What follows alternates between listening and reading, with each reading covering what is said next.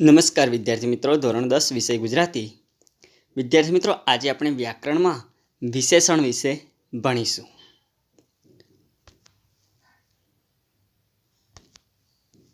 વિદ્યાર્થી મિત્રો, વિશેષણ એટલે શું?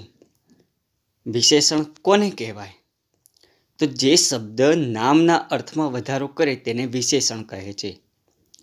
એટલે કે જે સંજ્ઞા હોય, જે નામ હોય, એને વિશેષતા દર્શાવતા શબ્દને આપણે વિશેષણ કહીએ છીએ.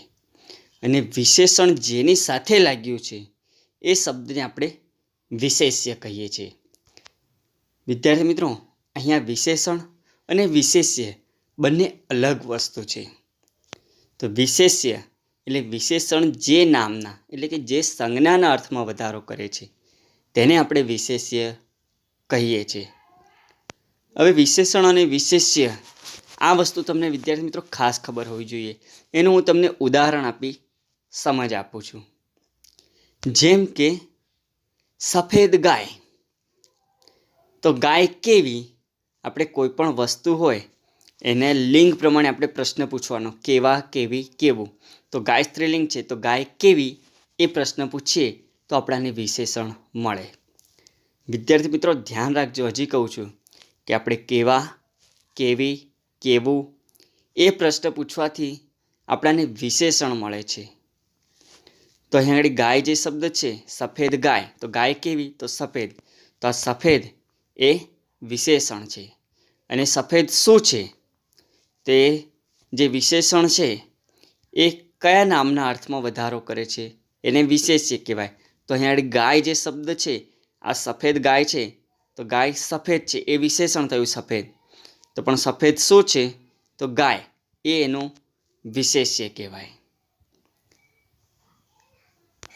બીજું એક ઉદાહરણ તમને બતાવું.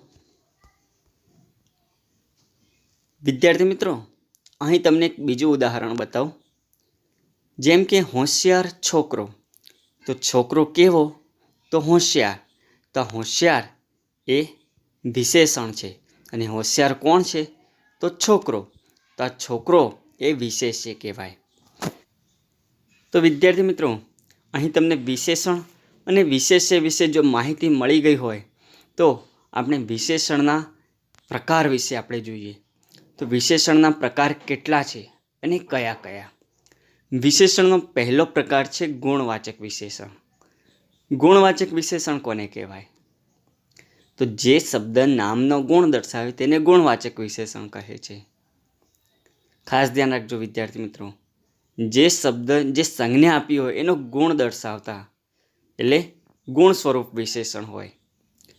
ટૂંકમાં હું મારી રીતે કહું તો જેમાં રંગ, રૂપ કે આકારનો સમાવેશ થયો હોય એવા વિશેષણો હોય એને ગુણવાચક વિશેષણ કહેવાય. ચાલો આપણે ઉદાહરણપૂર્વક પૂરી સમજ લઈએ. જેમ કે સ્વચ્છ હોસ્પિટલો મોંઘી હોય છે. સ્વચ્છ હોસ્પિટલો મોંઘી હોય છે. અહીંયા આગળ હોસ્પિટલ એ વિશેષ્ય તરીકે છે અને હોસ્પિટલ કેવી છે? તો સ્વચ્છ. તો સ્વચ્છ હોસ્પિટલ મોંઘી હોય છે. આ સ્વચ્છ એ ગુણવાચક વિશેષણ કહેવાય. અહીંયા આગળ વિદ્યાર્થી મિત્રો એક વસ્તુ ખાસ ધ્યાન રાખજો. આ જે વાક્ય આપ્યું છે એમાં કે હોસ્પિટલ મોંઘી, તો આમ તો મોંઘી એ પણ વિશેષતા જ છે, પરંતુ અહીં આપણે શું જોઈએ છે કે ગુણવાચક વિશેષણ. કઈ હોસ્પિટલો મોંઘી છે? તો જે સ્વચ્છ છે એ. હોસ્પિટલ કેવી? તો કે સ્વચ્છ. એટલે સ્વચ્છતાનો અહીંયા આગળ ગુણ રહેલો છે. અહીંયા આગળ ગુણ કયો છે? આપણે ગુણવાચક વિશેષણ જોઈએ છે. એટલે મોંઘી નહીં પરંતુ સ્વચ્છતા જેનો ગુણ છે જે હોસ્પિટલનો, એ હોસ્પિટલોની વાત છે. જીવલો દાનતનો શુદ્ધ. તો જીવલાની જે નીતિ હતી, જે દાનત હતી એ કેવી હતી? તો કે શુદ્ધ હતી. અહીંયા આગળ જીવલાની દાનતની શુદ્ધતાનો, એના મનમાં કોઈ કપટ નહોતું, કોઈ પાપ નહોતું. એ ભલે એને દેવું કર્યું હતું, ગરીબ છે, પરંતુ દાનતનો એ શુદ્ધ છે. તો આ શુદ્ધતાનો એનો ગુણ રહેલો છે. ભીખલાએ કાળો ખમીસ પહેર્યું હતું.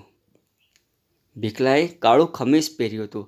આ ખમીસ એટલે શર્ટ, એક જાતનું વિશેષ્ય છે. ખમીસ કેવું? તો કે કાળું. એટલે અહીંયા આગળ રંગનો નિર્દેશ થયો છે. એટલે એ ગુણવાચક વિશેષણ કહેવાય. ગિરનાર ઊંચો પર્વત છે. ગિરનાર પર્વત છે, પરંતુ કેવો છે? તો કે ઊંચો. અહીંયા આગળ આ પર્વતની ઊંચાઈનો ગુણ રહેલો છે. એટલે હવે વિદ્યાર્થી મિત્રો અહીંયા આગળ દેખો તમે કે જે શબ્દ નામનો ગુણ દર્શાવે છે એને ગુણવાચક વિશેષણ કહે છે. પહેલા વાક્યની અંદર સ્વચ્છતાનો ગુણ છે, બીજામાં શુદ્ધતાનો છે, પછી ત્રીજું વાક્ય છે એમાં રંગનો નિર્દેશ થયો છે. એટલે આ રંગ, રૂપ, આકાર એ પણ એક પ્રકારના ગુણવાચક વિશેષણ જ કહેવાય. અને ચોથા વાક્યમાં ઊંચાઈનો ગુણ રહેલો છે. વિશેષણનો પ્રકારમાં આગળ વધીએ આપણે. બીજો પ્રકાર છે સંખ્યાવાચક વિશેષણ. તો નામની સંખ્યા દર્શાવનાર શબ્દને સંખ્યાવાચક વિશેષણ કહે છે. અહીં વિદ્યાર્થી મિત્રો ટૂંકમાં આપણને એની વ્યાખ્યા પરથી જ ખબર પડી જાય છે કે જે વિશેષણ હશે એ સંખ્યા તરફથી હશે, એટલે સંખ્યાવાચક હશે. સંખ્યાવાચક વિશેષણના વિદ્યાર્થી મિત્રો અહીં બે પેટા પ્રકાર પાડવામાં આવ્યા છે. પહેલો પ્રકાર છે નિશ્ચિત સંખ્યાવાચક વિશેષણ. નિશ્ચિત સંખ્યાવાચક વિશેષણ કોને કહેવાય? તો અહીં આગળ વિશેષણ એ સંખ્યા સ્વરૂપે હશે અને એ સંખ્યા નિશ્ચિત હશે. ઉદાહરણ જોઈએ આપણે એના કે આઠે પોર મન મસ્ત રેવે. સિલવંત સાધુના આપણે સંગમાં રહીએ તો આપણું મન છે એ આઠે પોર મન મસ્ત રહે છે. પોર શબ્દ અહીં આગળ આપ્યો છે એ વિશેષ્ય તરીકે છે અને અહીં તળપદી ભાષામાં લખેલું છે. એટલે 8 એ સંખ્યા અહીં નિશ્ચિત છે. આપણું મન 8 પોર મસ્ત રહે છે. તો 8 એ નિશ્ચિત સંખ્યા છે, કારણ કે 7 પછી અને 9ની પૂર્વે આવતી સંખ્યા છે, એટલે એ નિશ્ચિત સંખ્યા છે. મેં ડઝન કેળા ખરીદ્યા. એટલે વિદ્યાર્થી મિત્રો અહીંયા આગળ આ ડઝન શબ્દ છે એ ખાસ ધ્યાન રાખજો. એ પણ નિશ્ચિત સંખ્યાવાચક વિશેષણ જ કહેવાય. મેં કેળા ખરીદ્યા, પણ કેટલા? તેની વિશેષતા કહી તો કે ડઝન. તો આ ડઝન છે એ નિશ્ચિત સંખ્યાવાચક વિશેષણ કહેવાય. કારણ કે ડઝન એટલે કોઈ પણ વસ્તુ હોય તેના 12 નંગે આપણે ડઝન કહીએ છીએ. તો અહીં કેળા કેટલા હશે? તો 12 નંગ. એટલે 12 એ સંખ્યા નિશ્ચિત છે અને 12ના સમૂહને આપણે ડઝન કહીએ છીએ. તો મેં ડઝન કેળા ખરીદ્યા એટલે 12 નંગ કેળા ખરીદ્યા. અહીં આગળ સંખ્યા નિશ્ચિત ગણાય 12 નંગ, અને 12 નંગને આપણે ડઝન કહીએ છીએ. એટલે આ ડઝન શબ્દ છે એ નિશ્ચિત સંખ્યાવાચક વિશેષણ કહેવાય. જીવલાને 5 ગણું દેવું વધ્યું હતું. જ્યારે ભીખલો પૈસા લેવા ગયો તો આમ તો જીવલાએ 300 રૂપિયા જ લીધા હતા, પરંતુ એને એ દેવું 5 ગણું વધીને 300ના 1500 થઈ ગયા હતા. તો આ દેવું આપણે ગણતરી કરી શકીએ છીએ ક્યાં 300 હતા અને સમય જતાં 1500 થઈ ગયા. એ ગણતરી પ્રમાણે આપણે ચોપડામાં ગણતરી કરેલી હતી. એટલે 5 ગણું, આ 5 ગણું એટલે 300 ગુણ્યા 5 થઈ ગયા, એટલે 1500 થઈ ગયા. તો આ 5 એ નિશ્ચિત સંખ્યાવાચક વિશેષણ કહેવાય. આ ચારેય જણા ઘરે આવ્યા હતા. 4 લોકો હતા અને આપણા મહેમાન બન્યા, એટલે આપણે કહી શકીએ આ ચારેય જણા ઘરે આવ્યા હતા. 1, 2, 3, 4 નિશ્ચિત સંખ્યા રૂપે આપણે એને ગણતરી કરી શકીએ છીએ. સંખ્યાવાચક વિશેષણનો બીજો પેટા પ્રકાર પડે છે અનિશ્ચિત સંખ્યાવાચક વિશેષણ. એટલે વિદ્યાર્થી મિત્રો અહીંયા આગળ સંખ્યાવાચક વિશેષણ તો હશે, એટલે વિશેષણમાં સંખ્યા તો હશે, પરંતુ એ સંખ્યા કેવી હશે? અનિશ્ચિત હશે. એના ઉદાહરણ જોઈએ આપણે. મેદાનમાં ઘણા બાળકો હતા. મેદાનની અંદર ઘણા બાળકો હતા. આ ઘણા એટલે કેટલા? પરંતુ એ સંખ્યા નિશ્ચિત નથી, એટલે અનિશ્ચિત સંખ્યા છે. કદાચ 50 પણ હોઈ શકે, કદાચ 100 પણ હોઈ શકે. ઘણા બાળકો, પરંતુ એની સંખ્યા આપણને નિશ્ચિત આંકડો મળતો નથી. એટલે આ ઘણા એ અનિશ્ચિત સંખ્યાવાચક વિશેષણ કહેવાય. મેળામાં પુષ્કળ લોકો ફરતા હતા. મેળો હતો, એની અંદર ઘણા બધા હતા. આવતા હોય, જતા હોય, એમની ગણતરી કઠિન થઈ જાય, અશક્ય પણ કદાચ કહી શકાય. એટલે મેળામાં ખૂબ બધા હતા, પુષ્કળ લોકો. તો આ પુષ્કળ એટલે કેટલા? પરંતુ એનો સંખ્યા નિશ્ચિત નથી આવતી. આપણે અંદાજ લગાવી શકીએ કે અંદાજે કે આશરે લાખ લોકો હતા, 2 લાખ લોકો હતા, 1.5 લાખ લોકો હતા, પરંતુ એ સંખ્યા અંદાજિત હોય છે. એટલે એ સંખ્યા જે છે એ અનિશ્ચિત સંખ્યાવાચક વિશેષણ કહેવાય. અહીં પુષ્કળ એ અનિશ્ચિત સંખ્યાવાચક વિશેષણ છે. મેં તમામ કાગળો ફાડી નાખ્યા. મારા હાથમાં જે કાગળો હતા એ બધા જ કાગળો મેં ફાડી નાખ્યા, પરંતુ કેટલા હતા? 10 હતા, 15 હતા, 20 હતા? એનો કોઈ નિશ્ચિત આંકડો ઉલ્લેખ નથી. જો કદાચ 100 પેજની નોટ હોય તો 100 પેજ ગણી શકાય, 200 પેજની નોટ હોય તો 200 પેજ ગણી શકાય, પરંતુ આ તમામ કાગળો, પરંતુ એની સંખ્યાનો કોઈ નિશ્ચિત આંકડો મળતો નથી. એટલે આ તમામ જે શબ્દ છે અહીંયા એ અનિશ્ચિત સંખ્યાવાચક વિશેષણ કહેવાય. થોડા પૈસા આપે કે? જ્યારે ભીખલો આ જીવલાના ઘરે ગયો હતો, પણ એ હતો નહીં, જ્યારે પછી એ આવી ગયો અને પછી શાક ને એવું બધું એને આપ્યું, અને પછી જતી વખતે, વિદાય વખતે આ ભીખલાએ જીવલાને કહ્યું હતું, જીવલા થોડા પૈસા આપે કે? એટલે થોડા પૈસા આપશે કે? અહીંયા આગળ તળપદી ભાષામાં આ વાક્યનું પ્રયોજન થયું છે. તો પૈસા આપશે કે? પરંતુ કેટલા? તો કે થોડા. અહીંયા આગળ એ થોડા પૈસા, એમાં થોડા શબ્દ છે એ અનિશ્ચિત સંખ્યાવાચક વિશેષણ છે. એને 100 નથી માંગ્યા, 300 નથી માંગ્યા કે 1500 નથી માંગ્યા, પરંતુ કે તારી પાસે જે હોય એમાં થોડા આપ. તો આ થોડા એ અનિશ્ચિત સંખ્યાવાચક વિશેષણ કહેવાય. હવે આપણે જોઈએ વિદ્યાર્થી મિત્રો વિશેષણનો ત્રીજો પ્રકાર, ક્રમવાચક વિશેષણ. ક્રમવાચક વિશેષણ કોને કહેવાય? તો નામનો ક્રમ દર્શાવતા શબ્દને ક્રમવાચક વિશેષણ કહે છે. વિદ્યાર્થી મિત્રો અહીંયા આગળ ખાસ ધ્યાન રાખજો, સંખ્યાવાચક વિશેષણ અને ક્રમવાચક વિશેષણ બંનેમાં ભેદ છે. બંને દેખાવ દ્રષ્ટિએ જોઈએ આપણે તો થોડાક સમાન લાગશે, પરંતુ ક્રમવાચક વિશેષણની અંદર ક્રમ આવશે.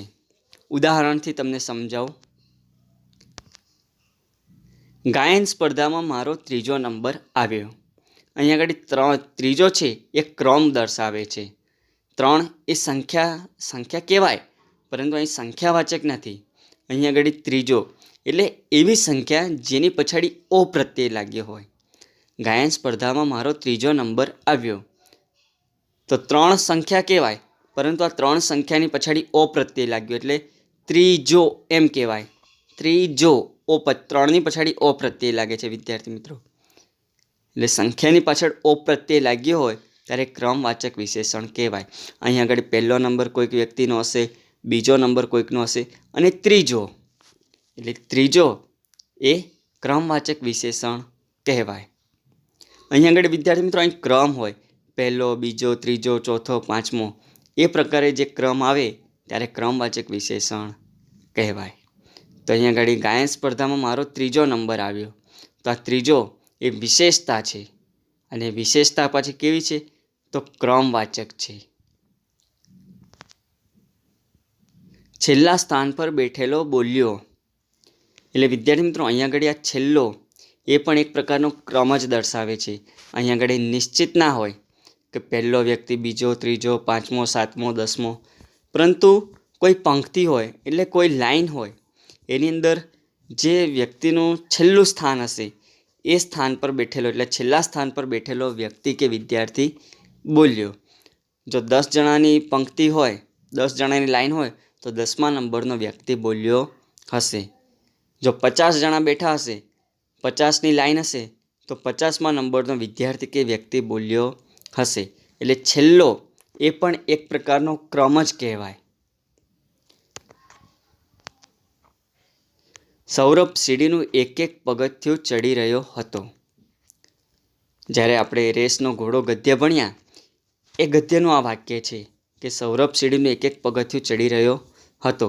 વિનુ કાકા અંકિતની જોડે એમના પુત્ર સૌરભને પણ ભણાવતા, અને એટલું બધું ભણાવતા કે સૌરભ ખૂબ થાકી ગયો છે શારીરિક રીતે અને માનસિક રીતે. હવે એ સીડી ચડવું એને ફટાફટ ચડી શકતો નથી. એટલે સૌરભ ખૂબ થાકેલો છે કે સૌરભ સીડીનું એક પગથિયું ચડી રહ્યો હતો. એટલે એક પછી એક સ્ટેપ ગણીને એ ચડી રહ્યો છે. એ ફટાફટ ચડી રહ્યો નથી, પરંતુ એક પગથિયું. તો આ એક પછી બીજું ડગલું, પછી ત્રીજું, ચોથું, એમ એક એક સીડી જે પગથિયા છે એ ગણી ગણીને ચડી રહ્યો છે. એટલે આ એક એક એ ક્રમવાચક વિશેષણ કહેવાય. હવે તમે વચ્ચેનો રસ્તો કાઢો. કોઈ જગ્યાએ કોઈ મુશ્કેલી આવી ગઈ હોય ત્યારે કદાચ કોઈનું સારું પણ નહીં, ખોટું પણ નહીં, અને કદાચ વચ્ચેનો રસ્તો કાઢવો પડે ત્યારે કહે છે કે કોઈનું ખરાબ ના થાય એવો કોઈક વચ્ચેનો રસ્તો કાઢો. આમ જોવા જઈએ તો ડાબે પણ નહીં, જમણે પણ નહીં, પણ કોઈક વચ્ચેનો રસ્તો કાઢો. તો આ વચ્ચેનો એ પણ એક પ્રકારનો ક્રમવાચક વિશેષણ જ કહેવાય. વિદ્યાર્થી મિત્રો, આમ તો ત્રીજો, ચોથો, પાંચમો એ બધા ક્રમ તમને ખબર પડી જાય છે, પરંતુ જે બીજા ઉદાહરણ છે એમાં છેલ્લો એટલે છેલ્લું સ્થાન, પછી આ વચ્ચેનું સ્થાન એ પણ ક્રમવાચક વિશેષણમાં જ આવે છે. એટલે વિદ્યાર્થી મિત્રો, આ શબ્દો તમે ખૂબ ધ્યાન રાખજો. વિશેષણનો ચોથો પ્રકાર જોઈએ આપણે, માત્રાસૂચક વિશેષણ. તો આ માત્રાસૂચક વિશેષણ છે તેને બીજા કયા નામથી ઓળખાય છે? તો પરિમાણવાચક અથવા તો પ્રમાણવાચક વિશેષણ કહેવાય. કે નામનો જથ્થો કે માપ દર્શાવતા શબ્દને માત્રાસૂચક વિશેષણ કહે છે. એટલે વિદ્યાર્થી મિત્રો, અહીંયા આગળ જે શબ્દ વિશેષતા તો હોય જ, પરંતુ જે વિશેષણ કેવા સ્વરૂપે હોય? તો એ જથ્થા સ્વરૂપે હોય, માત્રા સ્વરૂપે હોય. હવે આપણે તેના કેટલાક ઉદાહરણથી સમજૂતી લઈએ. ગઈ રાત્રે ખૂબ વરસાદ પડ્યો. તો રાત્રે વરસાદ પડ્યો, પરંતુ કેટલો એ ગણી ના શકાય, એ ફક્ત માપી શકાય. આપણે પરિમાણવાચક વિશેષણ તરીકે જો લઈએ તો વરસાદ પ્રવાહી સ્વરૂપે છે, અને પ્રવાહી હંમેશા ગણાય નહીં, પરંતુ માપી શકાય. એટલે આ ખૂબ વરસાદ પડ્યો, તો આ ખૂબ એ પરિમાણવાચક અથવા તો માત્રાસૂચક વિશેષણ કહેવાય. વરસાદ કેટલો પડ્યો, તેની માત્રા કેટલી?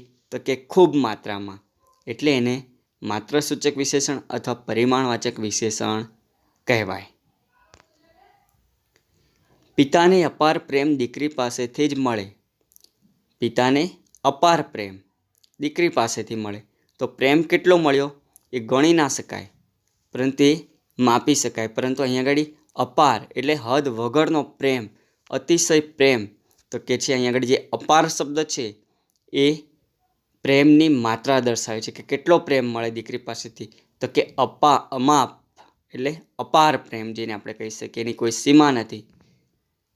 એટલે અહીં અપાર એ માત્રાસૂચક વિશેષણ છે, અને પ્રેમ એ વિશેષ તરીકે વપરાયું છે. ગણિતના ખૂબ દાખલા ગણી નાખ્યા.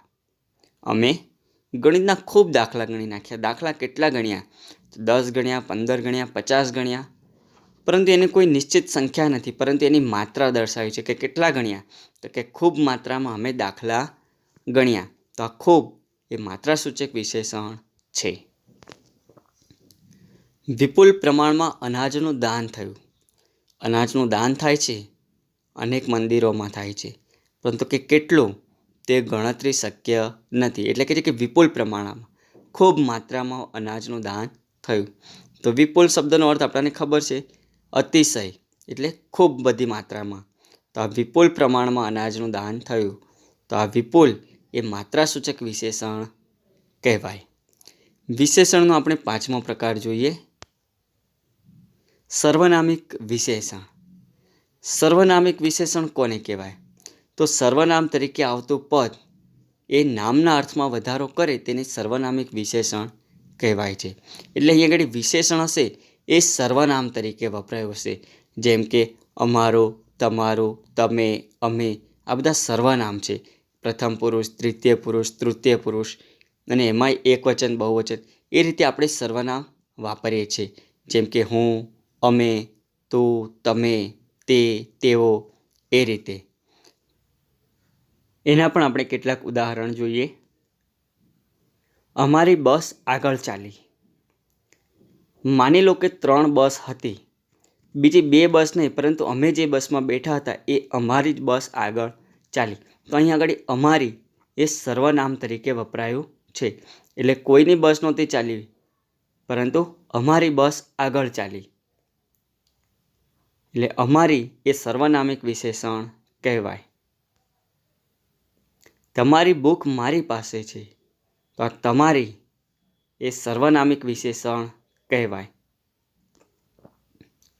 પારકું અન્ન પચે નહીં, આપણે કહીએ છીએ કે કોઈનું મફતમાં લેવાય નહીં, તો આપણે કહી શકાય આગળ કહેવત પ્રમાણે કે પારકું અન્ન પચે નહીં. પારકું એટલે બીજાનું. એટલે આ પારકું શબ્દ છે સર્વનામિક તરીકે વપરાયો છે. સર્વનામ તરીકે આપણને ખબર છે હું, તું, અમે, તમે એ બધા શબ્દો આવે છે, પરંતુ અહીં પારકું એટલે કોઈ થર્ડ પર્સન આપણે કહી શકીએ કે ત્રીજી વ્યક્તિનું કોઈ પણ વ્યક્તિ હોય, બીજો પુરુષ તરીકે વપરાયું કે ત્રીજા પુરુષ તરીકે વપરાયું, પરંતુ આપણે કહી શકીએ પ્રથમ પુરુષ સિવાયનું બધું બીજું અથવા ત્રીજું એ બધા જ પુરુષોમાં આપણે પારકું શબ્દ અહીં વાપર્યો છે કે પારકું અને પચે નહીં. તો આ પારકું શબ્દ છે સર્વનામ તરીકે વપરાયું છે. આપણી સંસ્કૃતિનું રક્ષણ કરવું જોઈએ. ઘણી બધી સંસ્કૃતિ છે. આપણી સંસ્કૃતિ છે, વિદેશી સંસ્કૃતિ છે, જે પાશ્ચાત્ય સંસ્કૃતિ કહેવાય, તો એ બધાનું નહીં, પરંતુ આપણે અહીં આગળ જે આપણી પૂર્વની સંસ્કૃતિ છે, જે આપણી ભારતીય સંસ્કૃતિ છે, આપણે આપણી સંસ્કૃતિનું રક્ષણ કરવું જોઈએ. તો આપણી એ સર્વનામ તરીકે વાપર્યું છે. તો વિદ્યાર્થી મિત્રો, અહીંયા જે વિશેષણ વપરાય એ સર્વનામ તરીકે વિશેષણ હોય છે. અને એ સર્વનામિક વિશેષણના બીજા 3 પેટા પ્રકાર પાડવામાં આવ્યા છે. કયા કયા છે? સર્વનામિક વિશેષણના 3 પેટા પ્રકારમાં પહેલો પ્રકાર છે પ્રશ્નવાચક વિશેષણ. પ્રશ્નવાચક વિશેષણ કોને કહેવાય? આ વિશેષણ પ્રશ્ન સ્વરૂપે હોય છે. ઉદાહરણ જોઈએ આપણે. કયો માણસ આવ્યો હતો? માણસ આવ્યો હતો, પરંતુ કયો? તો આ કયો શબ્દ છે એ પ્રશ્નનો નિર્દેશ કરે છે. એટલે માણસ આવ્યો હતો, પરંતુ કયો માણસ આવ્યો હતો આપણે પ્રશ્નવાચક વિશેષણ કહેવાય. તમારે શું કામ કરવાનું છે? તમારે કામ કરો છો, પરંતુ કામ તો બધાએ કરવાનું છે, પરંતુ ત્યાં આગળ એવું શું છે, વિશેષતા કઈ છે, એને પૂછવા માટે આપણે અહીં પ્રશ્ન શું એ પ્રશ્નનો નિર્દેશ કરે છે. તમારે શું કામ કરવાનું છે? તો શું એ પ્રશ્નવાચક વિશેષણ કહેવાય. તમારે કેવી છત્રી જોઈએ છે? જ્યારે આપણે હાસ્ય નિબંધ ભણ્યા છત્રી, એની અંદર દુકાનદારે આ પ્રશ્ન લેખકને કર્યો હતો. તમારે કેવી છત્રી જોઈએ છે? તમને છત્રી જોઈએ છે, છત્રી લેવા જ આવ્યા છો, પરંતુ કેવી છત્રી જોઈએ છે? તો આ કેવી એ પ્રશ્નવાચક વિશેષણ કહેવાય. પછી લેખકે કીધું હતું કે મારે શ્યામા છત્રી આપો, એટલે કાળી છત્રી આપો, પરંતુ અહીં આગળ કેવી એ પ્રશ્નવાચક વિશેષણ કહેવાય. સર્વનામિક વિશેષણનો બીજો પ્રકાર છે સાપેક્ષ વિશેષણ અથવા તો સંબંધક વિશેષણ કહે છે. તો આ સંબંધક વિશેષણ કઈ રીતે કહેવાય? આમ તો મૂળ શબ્દ છે આપણે સાપેક્ષ, પરંતુ અહીં આગળ એક ઘટનાનો આધાર બીજી ઘટના પર આધારિત હોય છે, એટલે એને સંબંધક વિશેષણ કહી શકાય. ઉદાહરણ જોઈએ. જે કામ કરો તે વિચારીને કરો. એટલે એક ઘટનાનો આધાર બીજી ઘટના પર હોય છે. તમારે કામ કરવાનું છે, પરંતુ જે પણ કામ કરવાનું છે એ વિચારીને કરવાનું છે. એટલે સાપેક્ષ રીતે જો અને તોની વાત હોય છે. એક ઘટનાનો આધાર બીજી ઘટના પર આધારિત હોય છે. જેવું કર્મ તેવું ફળ. તો અહીં તમને જો સારું ફળ જોઈતું હોય તો તેનો આધાર કોના પર છે? તો સારા કર્મો પર. એટલે એને સંબંધક વિશેષણ કહી શકાય. પરંતુ અહીં આગળ સારા ફળનો માટે જે સંબંધ છે એ સારા કર્મો ઉપર આધારિત છે. એટલે સંબંધક વિશેષણ તો કહેવાય જ છે, પરંતુ એ સાપેક્ષ રીતે રજૂ થયેલું હોવું જોઈએ. એટલે જેવું તેવું, જે તે, જ્યારે ત્યારે, જો અને તો એવા શબ્દોથી આ વિશેષતા દર્શાવેલી હોય છે. જે વાંચશે તે પાસ થશે. તો પાસ કોણ થશે? તો જે લોકો વાંચશે એ પાસ થશે. જે નથી વાંચવાના એ લોકો કદાચ નપાસ થવાની શક્યતા છે. એટલે અહીં આગળ આપણે કહી શકાય અવારનવાર જે વાંચશે તે પાસ થશે તો જે અને તે એ સાપેક્ષ રીતે રજૂ થયેલા છે. સર્વનામિક વિશેષણનો ત્રીજો પેટા પ્રકાર પડે છે દર્શક વિશેષણ. વિદ્યાર્થી મિત્રો, દર્શક વિશેષણ કોને કહેવાય? તો અહીં આગળ જે કંઈ વિશેષતા રજૂ થઈ હોય એનું નિદર્શન કરવામાં આવે છે. એટલે એક વ્યક્તિ દૂર અથવા પાસે રહેલી વ્યક્તિ કે વસ્તુનો નિર્દેશ કરે છે. ઉદાહરણ તરીકે જોઈએ આપણે, પેલું ઝાડ દેખો. એક વ્યક્તિ બીજી વ્યક્તિને કહી રહ્યો છે પેલું ઝાડ દેખો. ઝાડ ઘણા બધા છે, પરંતુ એ બધા ઝાડ નહીં, પરંતુ જે વ્યક્તિ હાથથી ઈશારો કરીને કહી રહ્યું છે કે પેલું ઝાડ દેખો, તો આ પેલું એનું નિદર્શન થઈ રહ્યું છે અહીંયા ગાડી. એટલે આ પેલું શબ્દ છે એ દર્શક વિશેષણ કહેવાય છે. તે છોકરો લખે છે. ઘણા બધા છોકરાઓ લખતા હશે, પરંતુ અહીંયા આગળ વ્યક્તિ બીજી વ્યક્તિને હાથથી ઈશારો કરીને એનું નિદર્શન કરતો હશે કે તે છોકરો લખે છે. એટલે અહીંયા આગળ એ જે છોકરો છે એનું નિદર્શન થઈ રહ્યું છે. એટલે આ તે એ દર્શક વિશેષણ કહેવાય છે. અને વિદ્યાર્થી મિત્રો, અહીંયા આગળ તે છોકરો લખ્યું છે, તો આ તે એ સર્વનામિક વિશેષણ તરીકે પણ આપણે લઈ શકાય છે. કારણ કે ત્રીજા પુરુષ એક વચન તરીકે જો આપણે જોઈએ તો આ તે લખે છે, તો આ તે એ સર્વનામિક વિશેષણ તરીકે પણ આવી શકે છે. એટલે આ સર્વનામિક વિશેષણનો જ આ એક પેટા પ્રકાર છે, દર્શક વિશેષણ.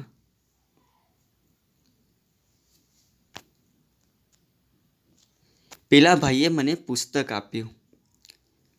તો પુસ્તક આપ્યું, કોણે આપ્યું? તો કે પેલા ભાઈએ. એટલે આ પેલા એ પણ વ્યક્તિનો નિર્દેશ કરે છે. એટલે આ પેલા એ દર્શક વિશેષણ કહેવાય છે.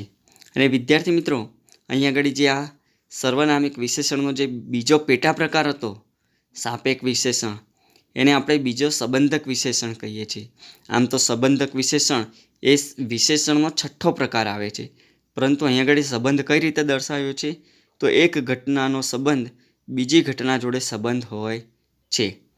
તો સારા ફળનો સંબંધ કોની જોડે છે? સારા કર્મ જોડે. જો કદાચ ખરાબ કર્મ કરશે તો તેને ખરાબ ફળ ભોગવવું પડે. તો કર્મ અને ફળ એ બંનેનો એક જાતનો સંબંધ છે. વાંચવાનો અને પાસ થવાનો એકબીજા જોડે સંબંધ છે. એટલે સંબંધક વિશેષણ તરીકે કહી શકાય. પરંતુ અહીં આગળ આ સંબંધ છે એ સાપેક્ષ રીતે રજૂ થયેલો હોવો જોઈએ. એટલે જે તે, જેવા તેવા, જેવું તેવું, પછી જ્યારે ત્યારે, એ રીતે રજૂ થયેલો હોવો જોઈએ. હવે આપણે જોઈએ વિશેષણનો એક છઠ્ઠો પ્રકાર, સંબંધક વિશેષણ. વિદ્યાર્થી મિત્રો, અહીં તમને પ્રશ્ન થશે કે હમણાં આપણે જે સર્વનામિક વિશેષણ જોયું તો સાપેક્ષને જ આપણે સંબંધક વિશેષણ કહીએ છીએ, તો આ પછી નવો પ્રકાર કયો? તો વિદ્યાર્થી મિત્રો, સંબંધક વિશેષણ કોને કહેવાય? તો અહીંયા આગળ સંબંધક વિશેષણ એટલે એવું વિશેષણ જે વિભક્તિના છઠ્ઠી વિભક્તિ એટલે સંબંધક વિભક્તિથી જોડાયેલો હોય એ વિશેષણને આપણે સંબંધક વિશેષણ કહીએ છીએ.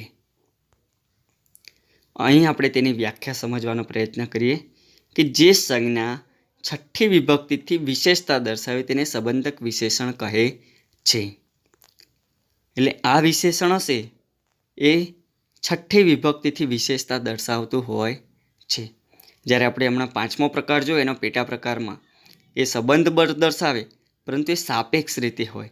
એક ઘટનાનો સંબંધ બીજી રીતે હોય, એક ઘટનાનો સંબંધ બીજી ઘટના સાથે હોય.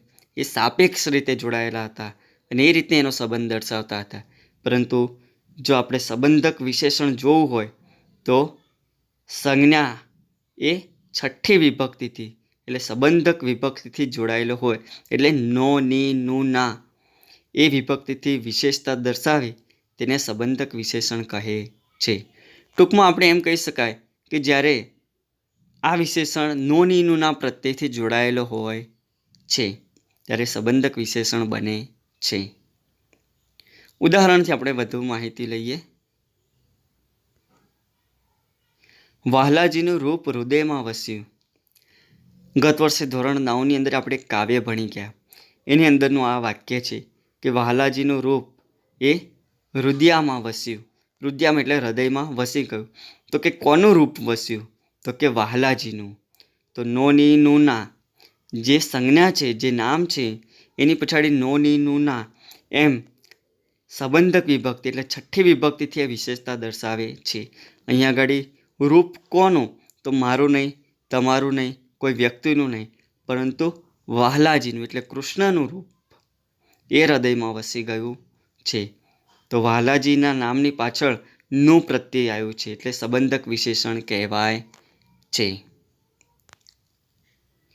નેતાજીએ ખાદીની બંડી પહેરી હતી. તો અહીં આગળ બંડી પહેરી છે નેતાજીએ, પરંતુ બંડી એટલે કોટી, પરંતુ એ બંડી કેવી પહેરી છે? તો ખાદીની. તો આ બંડીનો જે ખાદીની જે હતી એની જોડે, તો ખાદીની એ સંબંધક વિભક્તિથી જોડાયેલું છે.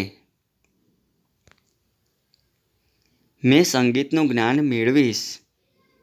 મેં સંગીતનું જ્ઞાન મેળવીશ. તો અહીં જ્ઞાન મેળવીશ, પરંતુ કોનું? તો કે સંગીતનું.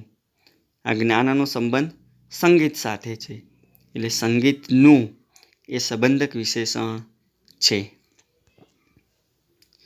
બાદલ સર ગણિતના દાખલા શીખવે છે. તો દાખલા શીખવે છે, પરંતુ કયા? તો કે ગણિતના. તો અહીંયા આગળ દાખલા અને ગણિતનો જે સંબંધ છે, તો ગણિતના એ શબ્દ છે સંબંધક વિશેષણ છે. વિદ્યાર્થી મિત્રો, અહીં તમે જોઈ શકો છો ચારે ઉદાહરણમાં જ્યાં રેખાંકિત શબ્દો છે, જે અંડરલાઇન કર્યા છે, એ બધા જ શબ્દોની પાછળ તમે જોઈ શકો છો નો, ની, નું, ના એવા પ્રત્યય લાગ્યા છે. તો આ સંબંધક વિશેષણ છે એ છઠ્ઠી વિભક્તિથી એટલે સંબંધક વિભક્તિથી જોડાયેલા હોય છે અને વિશેષણ સ્વરૂપે હોય છે. તો અહીં આગળ વિદ્યાર્થી મિત્રો, જ્યારે આપણે પાંચમાનો પેટા પ્રકાર એટલે સાપેક્ષ સંબંધક વિશેષણ અને આ સંબંધક વિશેષણ બંનેમાં ફરક છે એટલે ખાસ ધ્યાન રાખજો. તો વિદ્યાર્થી મિત્રો, અહીંયા વિશેષણના 6 પ્રકાર હતા. 6 પ્રકાર અહીંયા પૂર્ણ થાય છે. અસ્તુ.